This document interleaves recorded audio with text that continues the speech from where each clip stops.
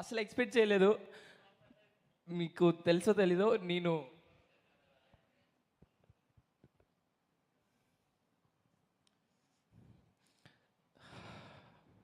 మీకు తెలుసో తెలీదన్న, ఫలక్నామా దాస్ చేసేటప్పుడు నేను ఫలక్నామా దాస్ సినిమా చేసేటప్పుడు నేను అలా అలా ఒక మూలకుండి మిమ్మల్ని దూరం నుండి అలా చూశాను. అండ్ కట్ చేస్తే సరిపోదా శనివారంలో మీతో పక్కన యాక్ట్ చేశాను. That's a dream come true for me. And అలాంటి మీరు